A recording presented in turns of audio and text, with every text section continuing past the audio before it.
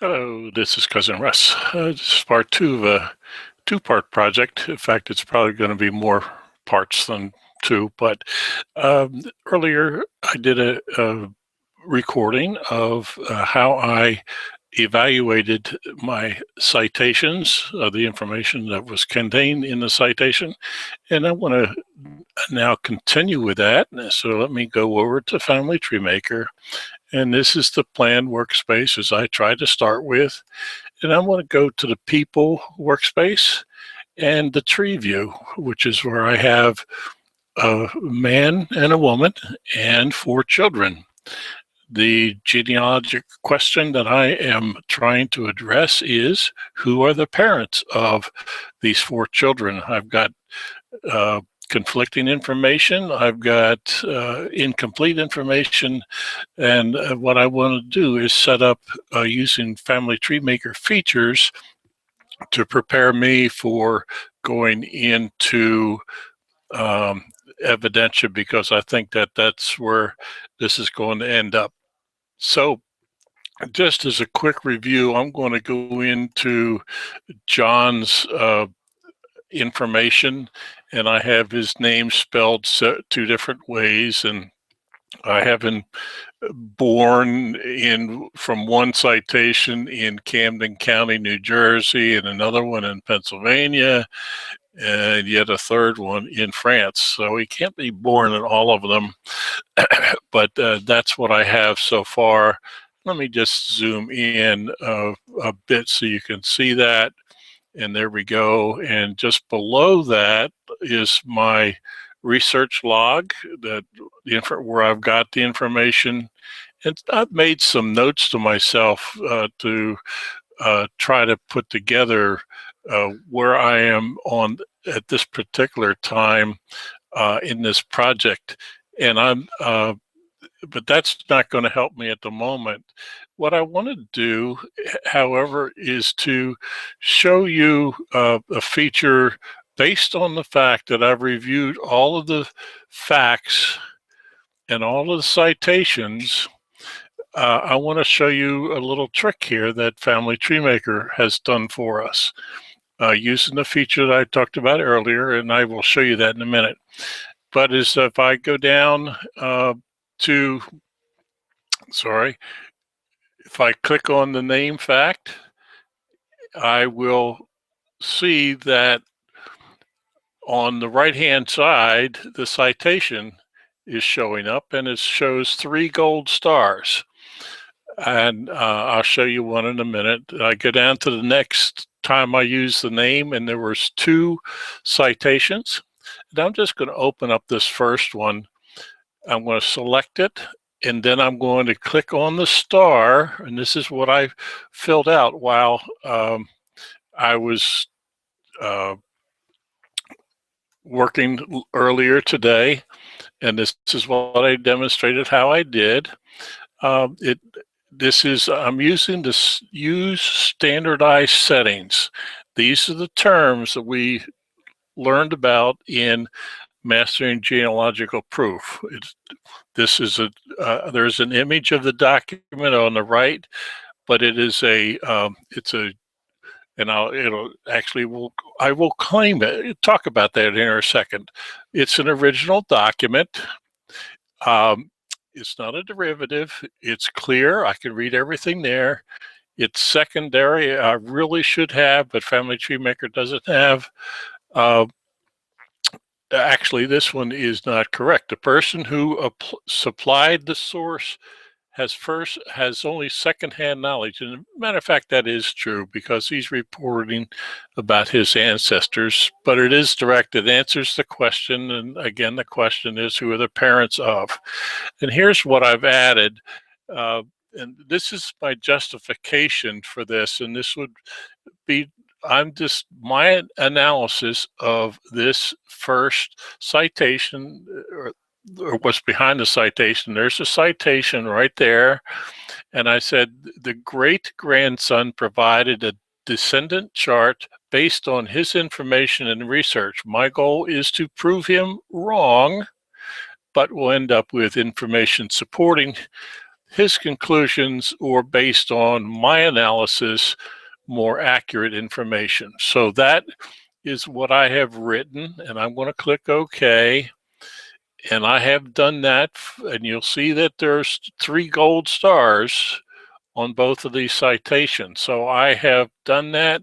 I did not do it for this fact, uh, but I did it for the the first place where he was born, which was Camden County. This was based on a death certificate. The second 2 were based on census records. And I'll just bring up this first census record to see what I wrote in there. Again, original, clarity was clear. Secondary, direct evidence. The 1880 census record for John Lamar, which is a son. In fact, I wrote in the older son, indicate his father was born in Pennsylvania. And that's what was on the census record. We don't know who supplied that information, but that's what the census record supplied. Again, the star says I evaluated both of them. In fact, let me just show you this second one, the 1810 census. I wrote the 1810 census record for Alonzo C. Lamar, the younger son. If I learn how to spell, I can't even spell offline. The younger son indicates his father was born in Pennsylvania. Now, why did I bring that one up? Because if I look in the next birth location in the 1900 census, remember we had 1880 and 1910. In the 1900 census, I look and it says the 1900 census record for Alonzo, the younger son, indicates his father was born in France. So whoever supplied the information for the birth location in the 1910 and 1900 census give conflicting information. The 1880 census gave a different location, and the death certificate showed something else. So I've got a lot of conflicting information, as you might be able to tell. Now, so I entered it, and I did it for both each of the times, and I showed this earlier, but let me just zoom in a little bit. The question came up about me recording names, and I record them as I see them, and I put citations on all of them, but you'll see that I have her name listed in a bunch of different ways. And as I did before, I reviewed each one, each citation, and make sure that I evaluated what I was looking at, some details about what I was looking at. Now, the purpose of this specific video is to show you how I can see a report in Family Tree Maker that shows me what I have just done. So I'm going to go over to the Publish workspace. There's a bunch of reports and charts that I can bring up. I'm going to select the source report, and I'm going to select documented facts, and I'm going to create the report. Now, what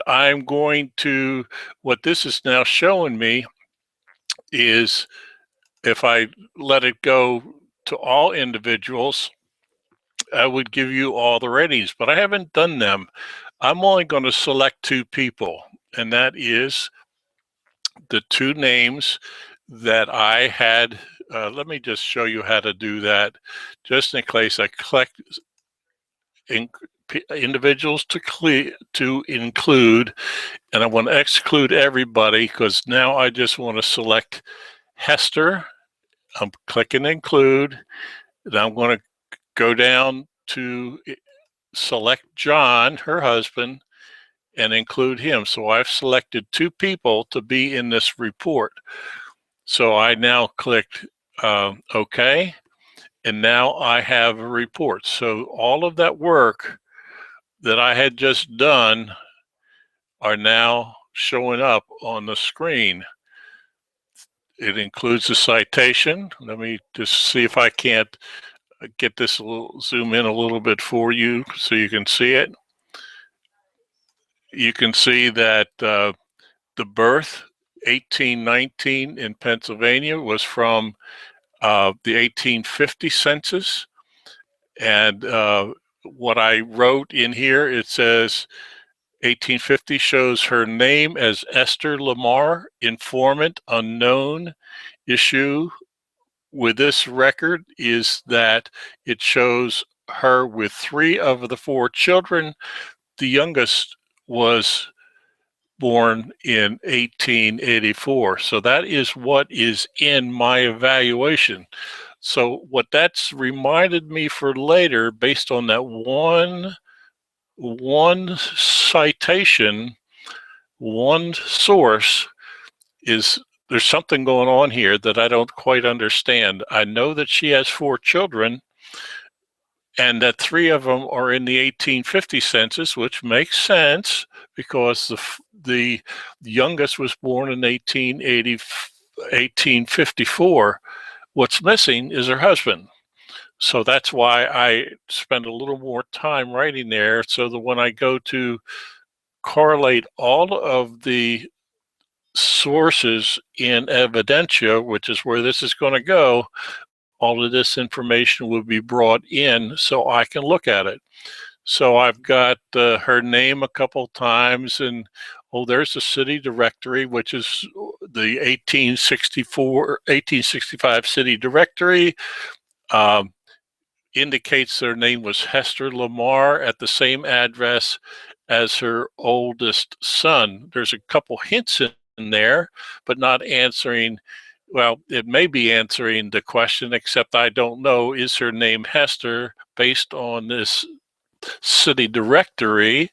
Her name is Hester, and we assume Lamar. In fact, it says Lamar on the city directory. So this is all looking at each individual record and doing some evaluation in that record, and that's what this whole report that I just regenerated. And by the way I did that, I selected the 2 people, include the citation rating, which is if I turn that off, it's going to get rid of that information that I just added and just show me the citation. The citation rating will then give me the evaluation.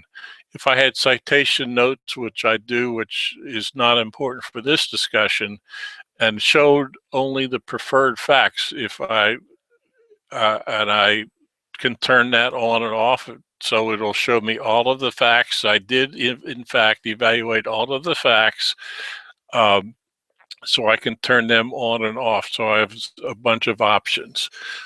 So this report is a 2-page report for whatever that's worth for both John and Hester, of all the facts that they have, and they're all been rated. So in fact, I could now, if I wanted to, take this and move it into, I'm trying to change screens here, could take all that information, and what I will do is copy and paste from Family Tree Maker into Evidentia after I've created the source in Evidentia, because what Evidentia will let me do, which Family Tree Maker doesn't cleanly let me do, is take each event or fact as we know it in Family Tree Maker, look at each fact based on all the citations. I've just documented each of the citations, evaluated them, the information where the citation is referring to, and so I now have a report from Family Tree Maker that I will then copy and paste the work that I just did in Family Tree Maker, put it in Evidentia, and I will show that in another office hour. Anyhow, this is Cousin Russ. Hope it helps. It's hopefully a part of Family Tree Maker that you may not have looked at before. Hope it helps. Leave comments. I'll be looking for your comments. Thank you and have a great day.